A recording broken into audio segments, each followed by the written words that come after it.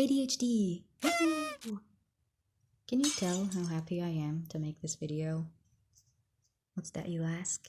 Is that sarcasm you taste?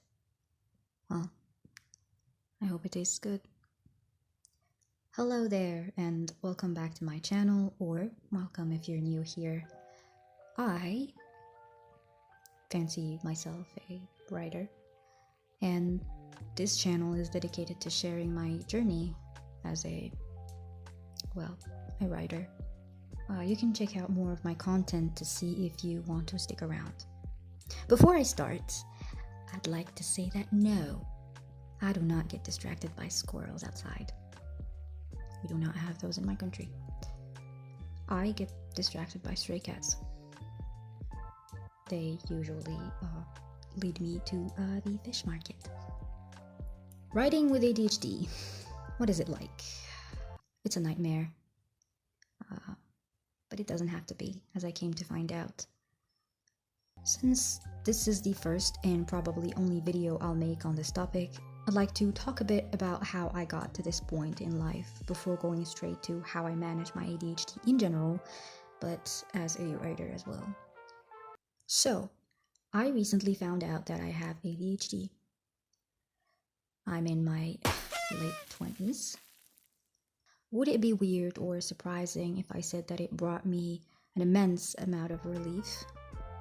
Why? Because I finally understood why I had to overcompensate and mask for so long. Bear in mind, I was born and raised in a country where mental health was never a priority. It still isn't, and I think it's the case in many other places around the world. It's getting better, at a very slow pace, but it's still getting better. My point is, I never even suspected that I could have been born with something like ADHD. Nobody around me did. I genuinely thought that I was just defective or a terrible person. So, what does ADHD stand for? ADHD stands for Attention Deficit and Hyperactivity Disorder. Even though it's not really a matter of deficit in attention, it's more like difficulty regulating it. Going a little bit deeper, and from what I came to understand so far, there are multiple differences between a healthy brain and an ADHD brain. ADHD is now understood to be a serious neurodevelopmental disorder. If we take dopamine in consideration on its own, for example, we'll already have enough on our plates. Dopamine is a neurotransmitter involved in attention, motivation, and reward. People with ADHD may have a higher concentration of dopamine transporters in the brain. These transporters can remove dopamine from brain cells, and this can result in low levels of dopamine in some areas of the brain, which may make people with ADHD seek more stimulation and reward. Thing is, dopamine levels can affect mood regulation, muscle movement, sleep patterns, ability to store and recall memories, concentration, appetite, and oh my god, time perception, the ability to express self-control. Yeah, I did not win the jackpot, god damn it. Thus, ADHD can impact almost every aspect of a person's life, and I'm still figuring out the extent of it. Again, here I am only taking the effects of dopamine level variation in consideration. My brain is on the constant hunt, chasing that sweet, sweet dopamine. What's the next best thing that will bring me the joy, the fulfillment I so desperately seek? As a result, it is constantly loud up there, and the gears never stop turning, causing me to be completely scattered, overwhelmed, and distracted. Try listening to like 10 different songs at the same time. Put all of them at equal volumes. See how long you can keep that up before going insane. Challenge. Little example of what it can look like. I'll go to the kitchen to get some coffee, and upon arrival, I realize I forgot to bring my mug, which I keep in my room. I walk back to my room, and on the way, I get distracted by the cat. Next thing I know, 15 to 20 minutes are gone. I finally reach my room, pick up my favorite bottle of perfume and use it. Why? Go figure. I get back to the kitchen and realize once again, I actually forgot my mug. Again. I walk back to my room and notice that the table where I put my makeup needs tidying, and I forgot about my mug. Again. And so on and so forth. Things like this happen a lot more often than I'm comfortable admitting, and this is just one silly example. When told like this, it's funny. But when this happens at times when I need to stay focused on something specific, or I'm running out of time to do something, it's really bad. Another thing is, my editing is still garbage because I'm just starting out. But one thing people might notice upon watching more than one video is the tone or vibe I'm trying to achieve with each and every one of them. My videos tend to be on the quiet side, more chill or ASMR-esque type. It's like I'm trying to reach that level of peace and quiet I'm so desperate to experience and finally be able to enjoy in my own brain. Looking back on my childhood years, I did not have a miserable childhood by any means. That's a claim I'll never make. If anything, I'd like to think it was more boring and uneventful than anything else. So much so that I can only recall a few things that still really stand out to me from back then. Such as how things started to change for me around the age of 9. Before the age of 9 is what I can call the raw experience. The time where I was just being myself around people, and that was when I heard a lot of hurtful things from my parents, siblings, extended family, friends, teachers as well. Things like, oh, you talk too much, you move too much, you can't do anything right, you are not good at anything, you're lazy, you're overly sensitive, you don't even listen when we talk to you, that's why you're not doing well at school, why can't you be more like your sister, why can't you just be normal?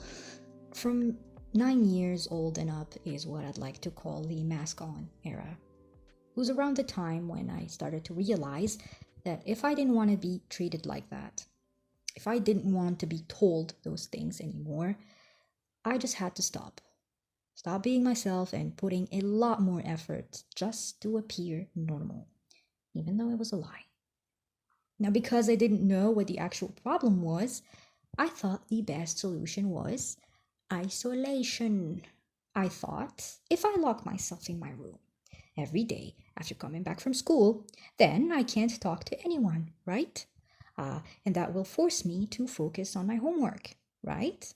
So I might even do better at school, which will make my parents happy for once.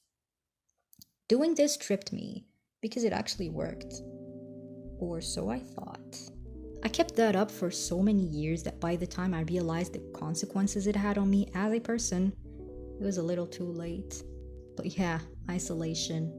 I just stopped speaking to everyone around me, even at school. I would only speak to my classmates about school-related topics. I'm only realizing now that I never truly made any friends. Well, I had one friend. Emphasis on had, unfortunately for me.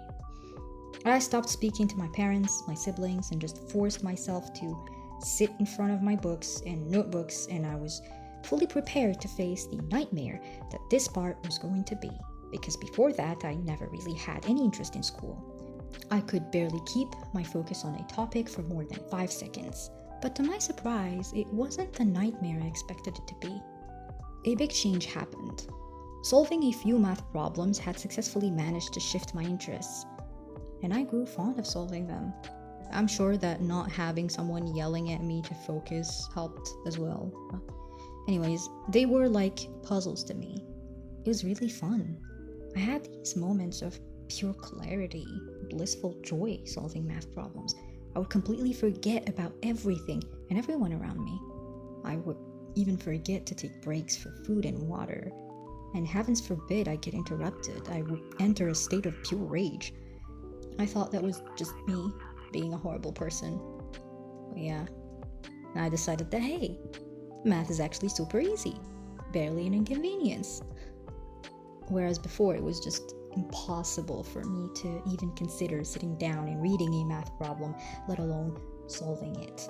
This attitude bled into other subjects than math. I started doing really well at school and went from a mediocre student at best to the top of my class within one trimester.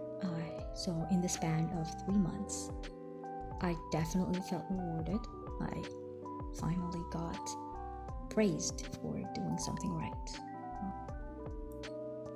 I said before that doing this tripped me because it led me to believe that every hurtful things I heard before, every problem I had was my own fault. It's because I didn't put enough effort into things. Now look, now I'm putting effort and it works. My parents were happy, I was not annoying anyone, so everything is hunky-dory, right? Point is, I'd never heard of ADHD at the time. To me, everyone's nervous system worked the same. The idea that my brain works differently from that of my sister or brother or anyone else was unfathomable. I never stopped, not for a second, to think if the amount of effort I put into focusing on things that didn't interest me wasn't normal compared to others around me. No, I could focus on math and therefore I should be able to control what I focus on. I couldn't understand why math was so easy while listening to my mom as she's talking to me was impossible because I couldn't figure out which one of her eyes I should stare into as she speaks in order to keep eye contact. I'm not joking, even trying to maintain eye contact is such a distraction. This way of thinking stomped on any chance, any potential for me to consider seeking help. It didn't help that my parents and teachers were suddenly telling me that I was gifted and creative. This further solidified that any other critique they had before, anything I did wrong before, was purely my fault and mine to work on alone. So, growing into an adult, I couldn't understand why I had so much energy and yet felt so tired all the time, why I am restless all the time, why I seem to be so much more stressed than my peers and people around me, why it took me twice or 3 times as long as almost everyone around me to accomplish a task, with the exception of tasks I was happy to take on, why I could never stick to a routine or an activity, I could never be consistent, even my appetite is inconsistent, why my perception of time is so skewed. I'd constantly overestimate or underestimate the time for a task, I was chronically late, creating a realistic schedule to follow was a nightmare, why I'd lose track of time or why I had such slow reactions at times, and why I had to give up on my dream job when my distractibility was becoming a danger to myself and my coworkers. Why some days were a lot harder than others, seemingly for no reason. Until around a year ago, when YouTube started recommending ADHD content and content creators to me. At first, I didn't think anything of it. I'd always thought ADHD was nothing more than the hyperactivity portrayed in movies and other mediums. The fact that I isolated myself since I was 9 didn't help. I forgot how hyperactive and just impossible to handle I was before I grew too self-conscious about it and started confining myself in my room for hours on end. I ruined my own chances at having a semi-normal life and didn't realize it. Anyways, time goes by and I started watching more and more of ADHD content and I started having serious doubts about everything. And the more I watched, the more I was like, crap. Fast forward to around 6 months ago, I decided to make it official, and lo and behold, no surprises there. I still haven't really told anybody around me. I mean, I tried. When I told my sister about it, she went, "What's that?" "No, you don't. I'm sure you're fine. You were great at school. You have no trouble focusing." I just reverted back to my old habits and I was like, you know what? Never mind me. You have enough problems. Just deal with those. How about that, huh? For the most interesting parts, how have I been dealing with it and has it been effective? So the first thing I did upon finding out was to cry. Then cry more. to mourn the life I could have had. My life wasn't the hardest. I didn't have the saddest backstory to ever be, but still, things could have been much easier. Next thing I felt was anger, bitterness, resentment towards everything and everyone, myself included. But then once the dust settled, I had to think about the options I had. I mean, yes, I am in my late 20s, but better late than never. Also, I am an adult, and while my condition isn't my fault, it is my responsibility. And nobody will live my life for me. Nobody will save me from a life. So here is what I did to sort of get my shit together. And to answer the previous question, has it been effective? Yes, effective enough for me. But just to be clear, I am not medicated. With that being said, let me preface this by saying that one size does not fit all, and what works for me may or may not work for somebody else, and more importantly, we do not have the same 24 hours in a day. We simply do not. We all have different lives. We're at different stages in life, different positions, different circumstances, different backgrounds. That is something I believe to be very important to consider. Now, what did I do? First and foremost, reflection before research. Reflection is looking back on my life, determining my patterns, my habits, what I truly like and what I truly dislike, my strongest and weakest suit. It may sound ridiculous, but with what I know now, I've been able to look back on things from a different angle and have a more objective view on my past actions and behaviors. I lived in this body of mine for over 27 years. Nobody's better than me to pinpoint those things. Then, with some research, I tried to crisscross my findings and see what I can work out with them. First part, reflection. Let's start with that. I found that routines are the bane of my existence, but habits, on the other hand, are a different story. While I can't follow a routine and can't be consistent with one to save my life, building a habit is not impossible. See, following a routine feels like a task, something I think about before and during the act. But a habit is something I undertake mindlessly. Example, after showering, I always clean the bathroom completely spotless. It's not something I think about doing. Not something I have in mind, but it's still something I do after every shower, no matter how clean the bathroom seems to be. I do not think about it as I am doing it. Ever since my childhood, I've developed it as a habit. So, instead of trying to follow routines, I can build habits. Good habits that will benefit me. Next up, I have the rule of the amazing, the okay, and the ugly. I came to the conclusion that as a person, I function within those bounds.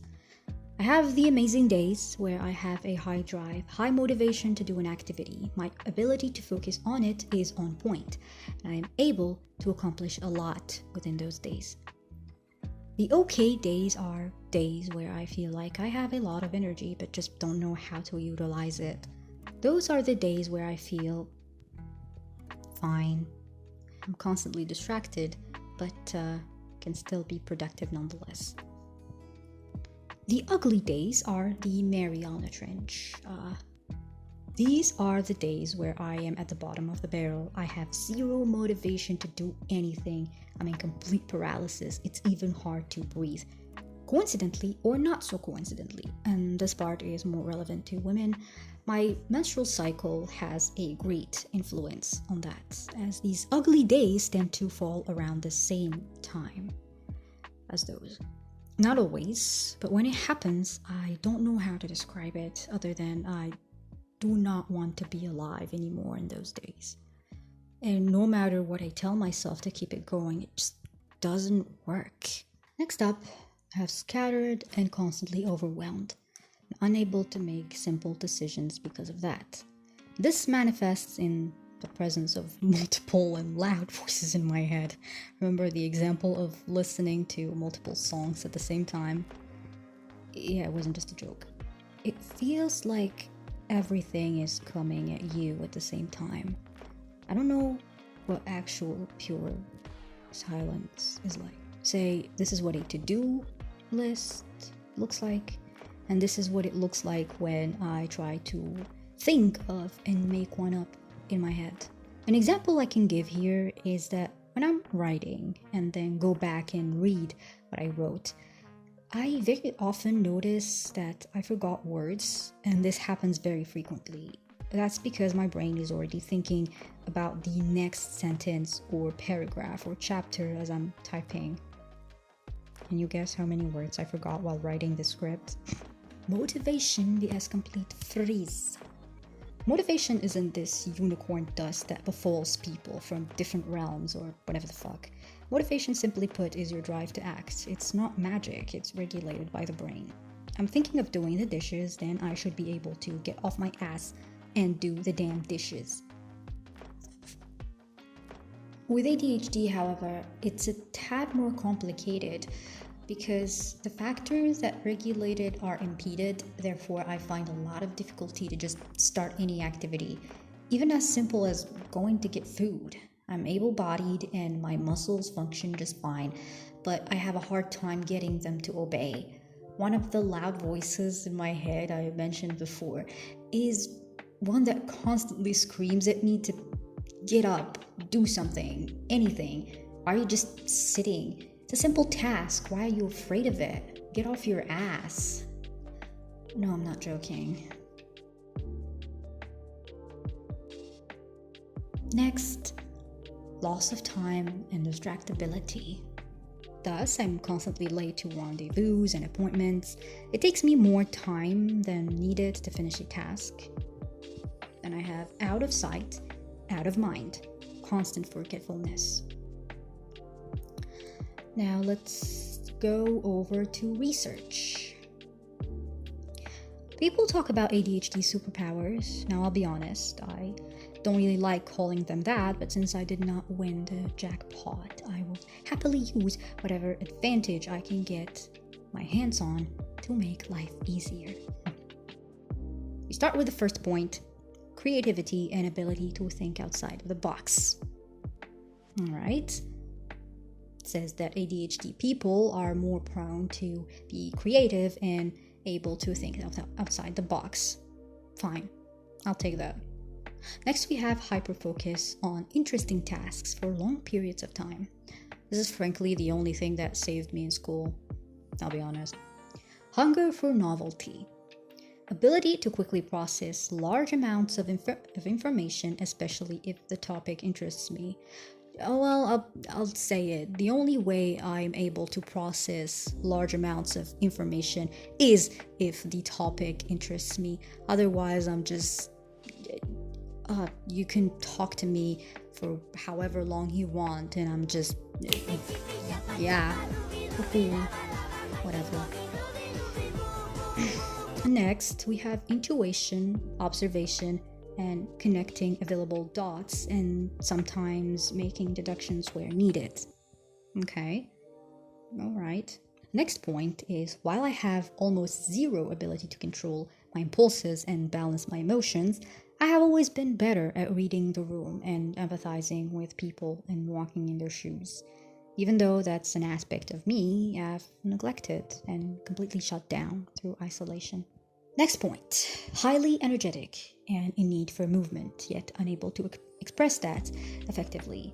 Again, because of the suppression I've subjected myself to. I remember now how much I loved PE class back when I was still in school. Not to mention, hyperactivity comes in different aspects. You don't have to be bouncing off the walls in order to be considered hyperactive. It can be mental hyperactivity or restlessness. It can also be fidgety instead. Last point, sunlight can help with some ADHD symptoms. Now, I have all of these. I noted them down. How do I combine them to come up with an effective method to make my life easier and more manageable? Okay, starting with creativity and thinking outside of the box. And since my goal is writing, then that's good. I'm almost never out of ideas. My mind has been bustling with them ever since I came up with my first ever somewhat cohesive story. I was 8. I just wanted my little brother to shut up at the time, so I made some bullshit story up and it worked. Apparently it was good enough that everyone wanted to hear it. So, coming back to present day, I made up a folder and dedicated a notebook for ideas. Whenever I come up with one, I try to note it with as many details as I can, so that I can come back to them when I want to develop them. If I don't feel like writing at the time, I use voice notes. Next thing, scattered, constantly overwhelmed by basic things, and can't seem to make a schedule to save my life. Fine, instead of fighting it and trying to come up with routines, I've tried building habits. In the end, I've managed to write down a realistic, loose schedule based on the results. Example, sunlight helps. Then I built the habit of opening my window wide first thing in the morning. I get up and do it because of the results I want. What I ended up with is a schedule that I split into 2 parts. The base and then the side quests. The base is a number of basic tasks that I've slowly started adopting as habits. A realistic number of necessary things. The bare minimum I should be able to do in a day. So after opening the window, I tend to my high level of energy by exercising. Doesn't have to be a tight program. I start off with basic warm-ups I used to do at school and then do some extra exercises that I found online. I switch focus between working legs, arms, or core, depending on how I feel. My goal is not to build muscle or look like a model. It's just burn energy and be active. This actually also helps improve my mood for the rest of the day. After that, a quick shower, brushing my teeth. Skincare, which is just cleansing and using moisturizer, so simple enough. After that, breakfast. Now, the only part of the day I allow myself sugar or sugary snacks. Thankfully, breakfast was never something I needed to worry about in the first place. I've built the habit of taking my breakfast in the morning since childhood, and missing it feels wrong. Next up, take a walk around the garden if it's sunny. Yes, I'm blessed, we have a garden. But walking helps my mood as well, and it does count as exercise. Then I cook. I only share the house with one other person, and I cook for the both of us. Helps motivate me more when I know that someone else depends on me to eat. Now, to fix my time loss issue, I use alarms to time my activities. I usually put 1-hour alarms when I start cooking, for example. At the beginning, cooking one dish used to take me like 2 hours, and now, a few months down the line, I'm able to make that same dish in less than 1 hour. Well, it depends on the needs of the recipe. This method helps me keep track of time. 2 p.m. lunch. Drop everything and eat. I have suffered my entire life with weight issues. I've been underweight since I was 7 years old, and I've always put the blame onto other things. But the only reason nothing was changing for me on that front was because of what I explained before. I just skipped meals, partially because I saw eating as a task to think about instead of just a necessity. That, and I would freeze and actually procrastinate on getting up and getting food. It sounds insane, but it's real. So, my diet has been the first thing on my mind to fix. I mainly try to eat healthy food with sufficient quantities, but I don't mind fast food here and there, like once or twice a month. I've spoken before about the voices in my head screaming at me nonstop. Well, ever since I found out about my ADHD, one voice in particular has been more prominent and dominant. The one that reminds me that it's my ADHD doing it whenever I think of slacking off and skipping a meal. And then memories from the previous years and how I used to look like and feel hit me. Needless to say, now I eat on time no matter what. Before sleeping, brushing teeth, hair care, just brushing them and using nourishing oil or cream. That's it. Now, last thing is sleeping.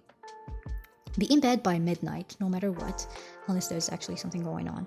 Just like eating, I've struggled so much with sleeping, and I even thought I had insomnia because of the symptoms I presented. But it was ADHD all along. Now that I wake up early and exercise and go to bed with that feeling of achievement, sleeping has gotten a little easier. I still struggle to fall asleep, but I do get at the very least 6 hours of sleep a night. About that, another thing, I came to understand that one of the reasons I couldn't sleep was because my brain never stops working. And for some reason, it brings up the worst subjects, the worst situations and memories to think about at the exact time I'm trying to sleep. But I kind of found a way to go around that.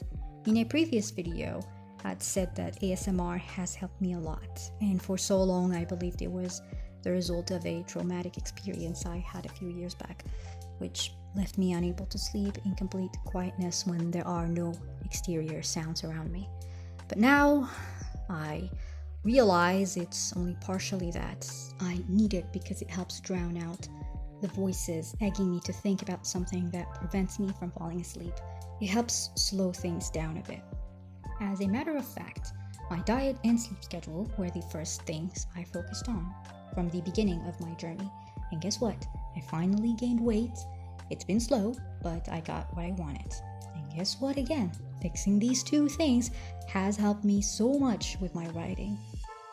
Who could have known that finally having my fingers on the actual problem could have helped? So that's it for the basic schedule. I know this looks ridiculous for a normal person, but for me, or someone like me, checking these tasks off a list is a huge accomplishment. Oh, now, for the side quests, and since my goal again is to be a writer, then you can't imagine that my side quests have a lot to do with that activity. I call them side quests because writing is not my main job for now. I picked a very low stress and non-demanding job so I can take my laptop with me to write. Anyways, Friday is my day off. It's a me day, a self-care day. I usually just do whatever I can focus on or just relax.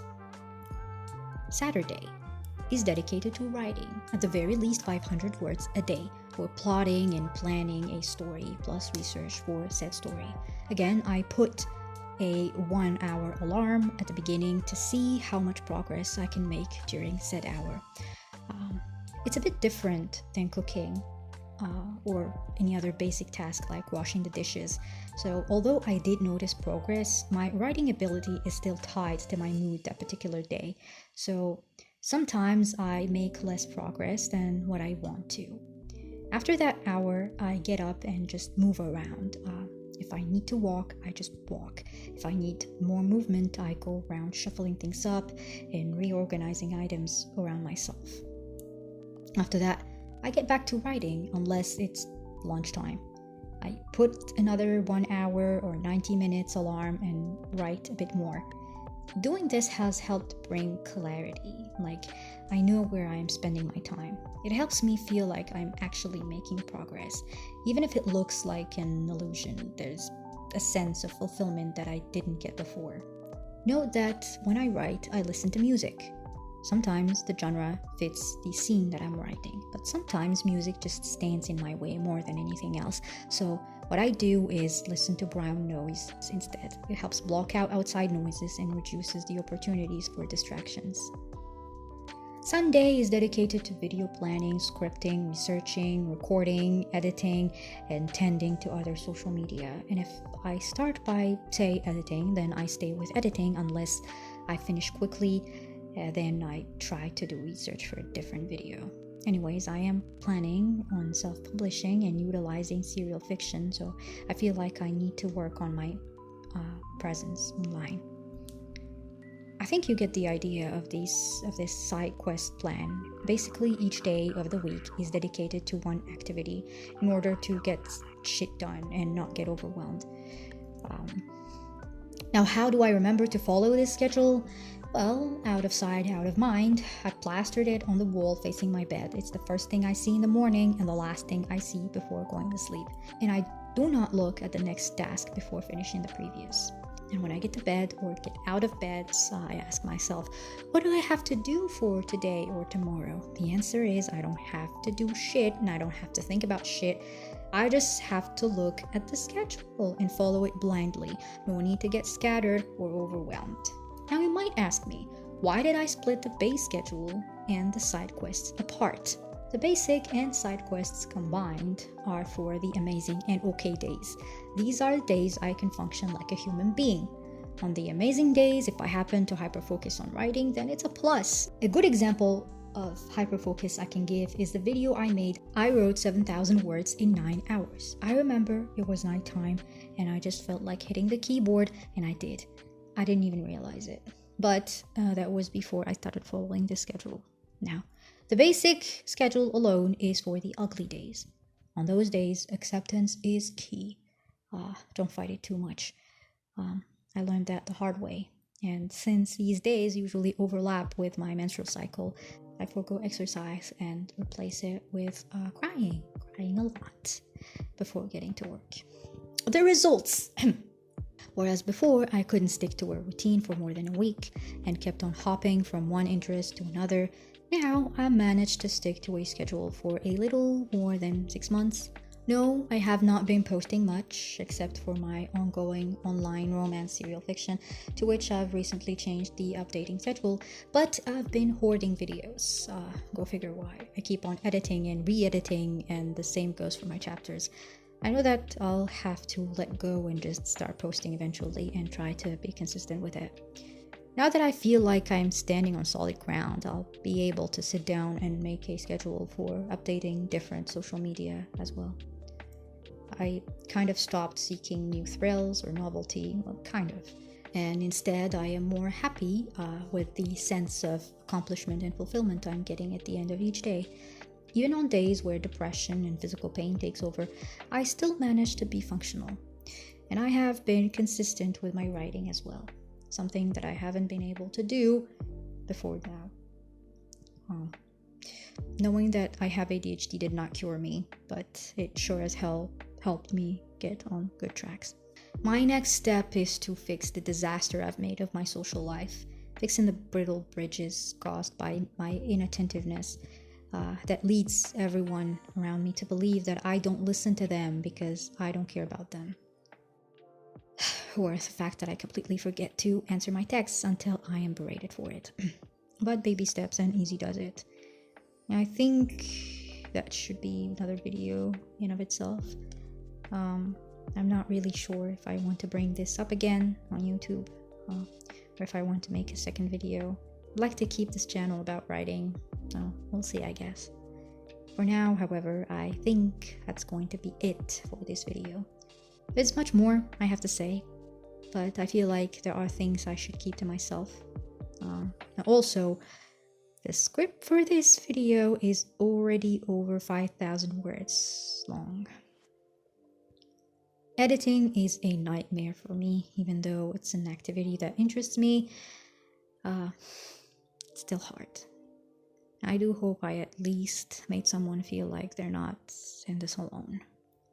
Now, if you want to stay for the rest of my writing journey with me, then all you have to do is click the subscribe button and don't forget to leave a like. I'll hopefully see you again very soon. Take care of yourselves and bye-bye.